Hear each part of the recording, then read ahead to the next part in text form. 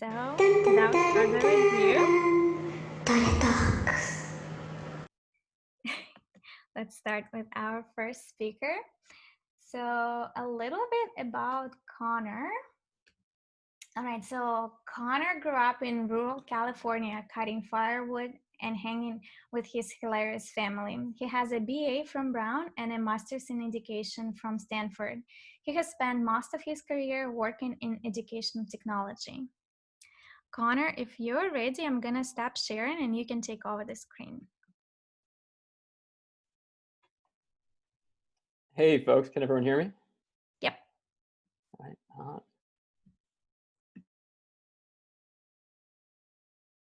And can everyone see my screen?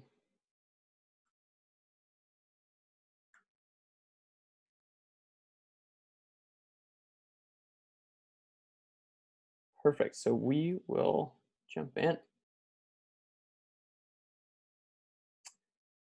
Now, first up, I just want to set expectations because given the title of the talk, you may be wondering if it'll be very boring, safety, or very not boring, sexy.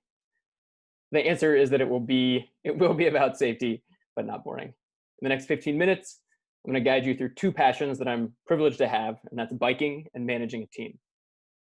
And I'm going to share how safety is the critical factor for both of them to be both successful and fulfilling. My goal is that you will apply something here to your professional and or outdoor lives. Before we jump in, I want to get a pulse check of who is in the audience. So please just give a wave, and you're not volunteering for anything, don't worry. Just give a wave if you have a bicycle. That's a bicycle. Okay, and now give a wave if you currently or have ever managed a team professionally.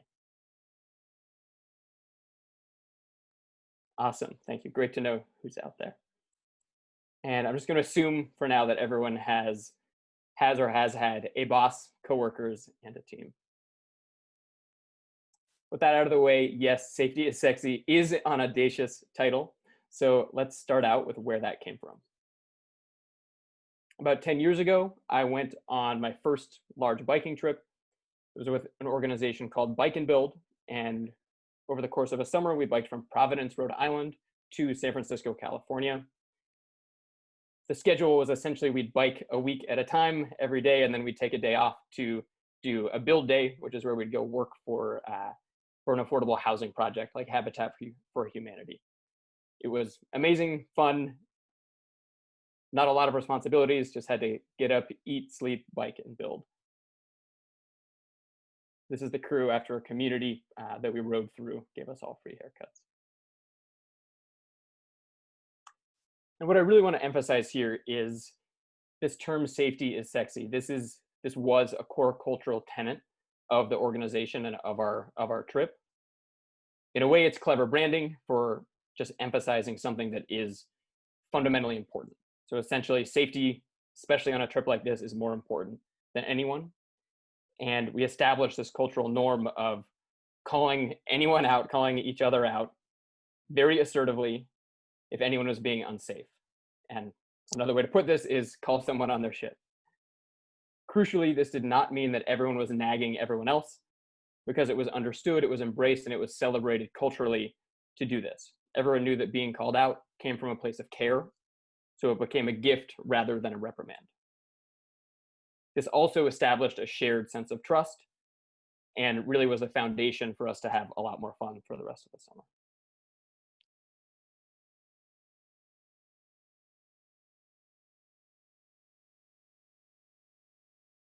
From there, I actually did another big trip, this time up the East Coast, and this time crucially as a trip leader, which was a big shift, a world more of responsibility.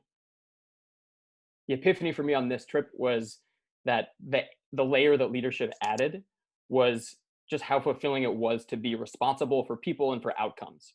In this case, to get everyone to a destination safely and having had a great time. Now, of course, my role was building the culture as a leader and as a participant, whereas previously it was as a part of the community. This time it was a part of the community and as a leader in the community. I should also note here, by the way, this is a great use of safety triangles, not a great use of a bike, but I'll give him a pass because he's on a bike path and not on the road.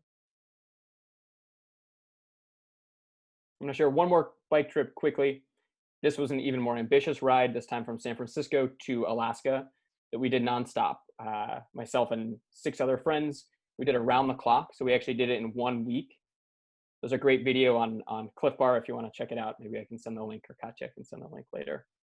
What this looked like is basically 2 hours of biking. Then we could eat, hang out a little bit, sleep, and repeat 3 to 4 times a day.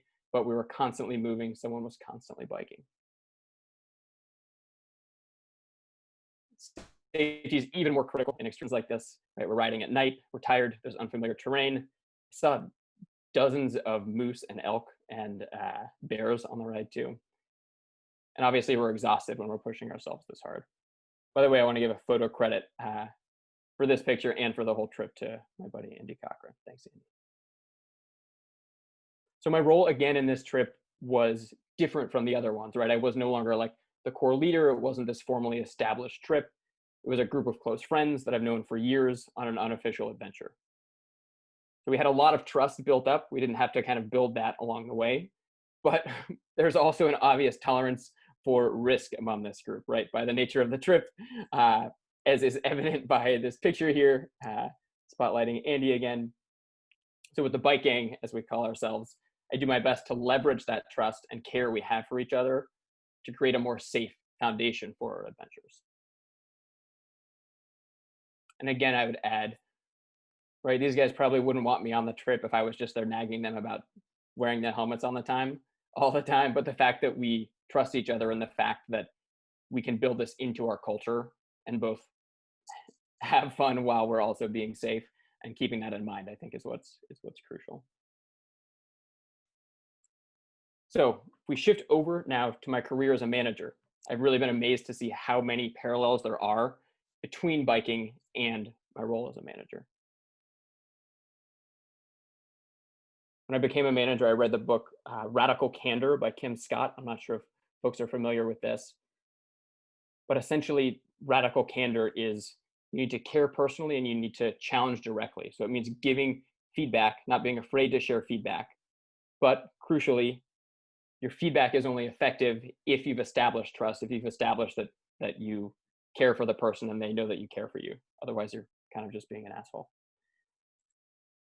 And when I read this book, immediately I was like, oh, safety is sexy. That's what it's all about. You have to care for your friends and you have to call them out if they're doing something that is really going to endanger them. Similarly, I've seen in management that there's an interesting debate about whether the core role of a manager is to get results for the organization or to care for and help your team, help them grow, help them develop. And I think that's really a false argument because yes, ultimately results is your role as a manager, but the fact is you're never going to get results. You're especially not going to get sustainable results without authentically caring for and supporting everyone who works for you. When it comes to empowerment and results, the single biggest factor is psychological safety.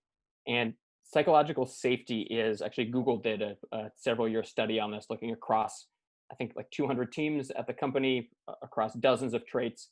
And the single biggest factor for a successful, effective team was psychological safety across that team. And psychological safety, I essentially define as people feel safe to speak up, to share an idea, to dissent. And really what it's about is, again, trust. It's about having a culture where people trust each other, where people feel safe enough to share their idea, share their question. In terms of applying psychological safety, one thing that's pretty important to us at my office is what we call the art of the awkward one-on-one. So this comes from Mark Rapkin at Facebook. The art of the awkward one-on-one is, if you're not familiar with a one-on-one, it's really a meeting with your manager where you talk about your career, you talk about feedback, you talk about whether you're meeting expectations. But Mark says, if it's not at least a little awkward, then you're probably wasting your time. And the point there is that if you're not talking about things that are difficult to talk about, then you're not making the most of this opportunity with one another. You're not making the most of your role or your career, and you're probably not hitting your potential. So, for example, I haven't given this presentation at my company, but if I did, I would appreciate if someone would tell me, you know what, Connor, I really like the principles in your presentation, but the title doesn't really sit right in the office, right? It's maybe not appropriate. I heard a couple of people talking, it made them uncomfortable. And what would be awesome about that is people would be challenging me directly, right? They'd be being radically candid. And because we have a trusting relationship, I would know that they're coming from a place of looking out for me and helping me improve, right? Rather than just kind of like pointing out my flaws for cruel purposes. Importantly, I also want to highlight that psychological safety isn't just about being politically correct. In fact, it's not at all about being politically correct. Rather, it's about building an environment where people feel empowered to actually call out a leader or a colleague, again, on their bullshit, if doing so is going to get better team products, service, outcome, etc. And just like in bike adventures, where it's essential to have a culture of looking out for one another, sometimes this means giving very direct and candid feedback. Now, what psychological safety very much is not, and I think this is a very important distinction, it's definitely not coddling, either your biking buddies or your team. And going back to Kim Scott, coddling is really what she would classify as ruinous empathy, which is essentially where you have the caring component, but you care too much, or you're just too afraid to share that direct feedback. And that, she points out, is actually even worse than being like an asshole boss, right? If you're not sharing something with someone that is gonna improve their career or just help them save face, right? If I had egg on my face right now and someone didn't text me and say like, hey Connor, you got to get it together, right? Like if they were too bashful about that, then it's not going to result in good things for anyone. So I'm going to close here and just give you all a few quick takeaways in terms of tips you can apply to hopefully biking and loosely translate it to the workplace as well. First up, be bright. So biking, this means be noticed. This means go in a straight line, right? Don't wobble all over the place. This means have bright clothing. This means have bright helmet, lights, etc. In the workplace, I'd encourage you to shine a light if there is an unsafe work environment, right? If something isn't feeling safe to you, whether it's a microaggression, whether you're seeing something else between other employees that just isn't creating a healthy culture, say speak up about it. Second, be agile. So one of my favorite safety tips when biking is what I call a chin tuck. A lot of people, especially new folks biking, obviously you have to look around you, see what's behind you. A lot of people turn their full torso, which of course makes them swerve all over the place. Instead, if you actually just tuck your chin and pull your chin to your shoulder, you can see in your periphery. Yeah, go ahead and try it out. You can see in your periphery, right, if there's any cars, if there's anything going on back there, and then you can safely move forward. In the workplace, agility also matters. And in this case, I'd apply it in a way that I think safety means different things to different people. So really ask what's working and what's not, right? Giving feedback. Someone may give you radically candid feedback that your feedback for them was a little too radically candid. So I'd say test the waters and adapt to what works for different folks. And lastly, watch the terrain. So when biking, that definitely means like my friend Will here, you don't want to get a flat, but it also means that just different surfaces can mean disaster. I see this all the time in San Francisco. People are biking and they hit the train tracks, the Muni tracks, and just really wipe out. Different surfaces are just a lot more slick too. So metal, plastic, even the paint on the side of a road is going to be a lot more slick, especially if it's wet or foggy. In the workplace, I think this means keeping an eye on culture more broadly, right? What's healthy and what's not. I think culture is as I hope you're taking away today, culture is just fundamental to all of these different concepts. It's also just something that's part art and part science. It's hard to build a culture. No two cultures are alike, but it's it impacts us whether we like to or not, and you can impact it as well. So I'd say keep an eye out and make sure things are going well. Honestly, with that, be safe, have fun, and happy to stick around and take questions from anyone.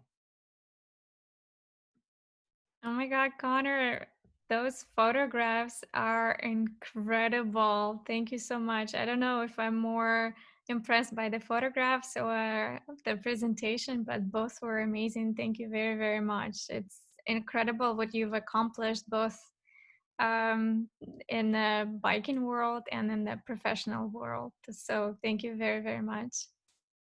Oh, you're too kind, Katya. Thank you. My pleasure. All right, and let's see if we have any questions from the audience. I do see some comments. The Muni tracks got me. Split my chin last year, fallen off my bike. Oh my gosh, that sounds pretty bad. Yeah, you wish you saw the presentation last year, didn't you? Sorry, Elliot. All right. So while we're waiting for some other questions from the audience, I have to ask you, so helmet or no helmet? Oh gosh, absolutely helmet. It's definitely the easiest of the safety tips, and it's gonna make, get a bright helmet, and then you don't have to worry even as much about making sure you have bright clothing on. Okay. So like no matter what kind of road, you still wear a helmet, right? Yeah, definitely. Wow. So I'm violating some rules right now, actually. Okay, let's see if we have any other questions from the audience.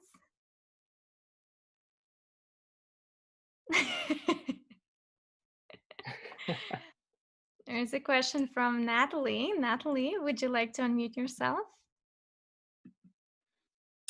Hi, yes, I'm Natalie, yes. And so I'm a safety freak, Connor. Safety is sexy. Just ask me. So my question is, so I'm a safety freak and I like everyone in the car to be buckled up. But some of my friends, they just like this idea or they ignore this idea. No matter, even if they say, oh, even if I come from a place of care and love, they say, oh, I don't care if I die. I care, dude, I care if I die, okay? So, do you have any advice other than not riding with them? Thanks. Gosh, that's tough. Yeah, because it really does seem like a no-brainer to wear a seatbelt.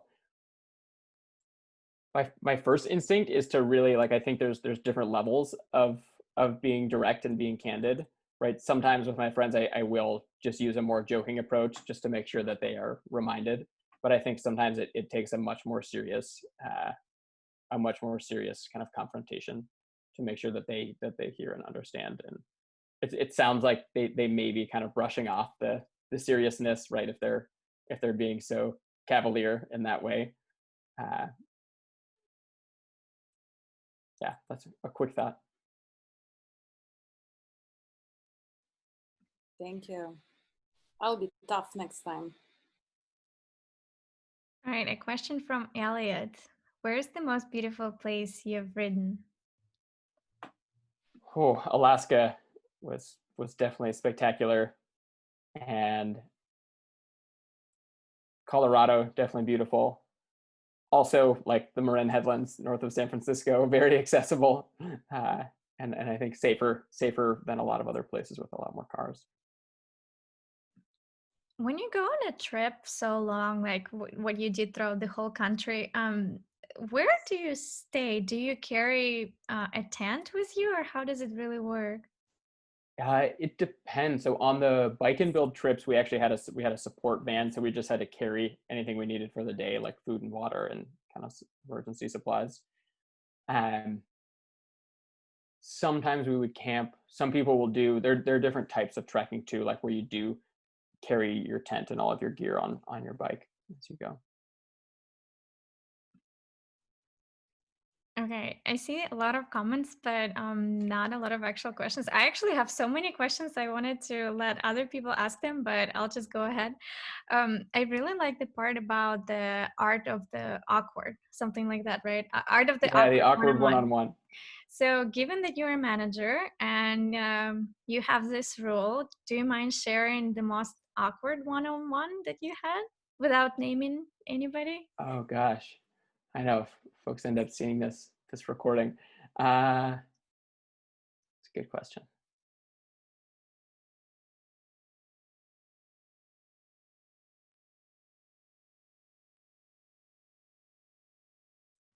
Gosh, nothing I feel quite comfortable sharing on the video, but I think it's a good one. I'll keep thinking about it. Well, the reason I'm asking because I actually have my one-on-one tomorrow, and I'm always very excited when I have a one-on-one with my manager, and I don't think that they're ever awkward. And now I'm thinking, is it me not asking something, or is it us not discussing something that needs to be discussed? So you got me thinking there for sure.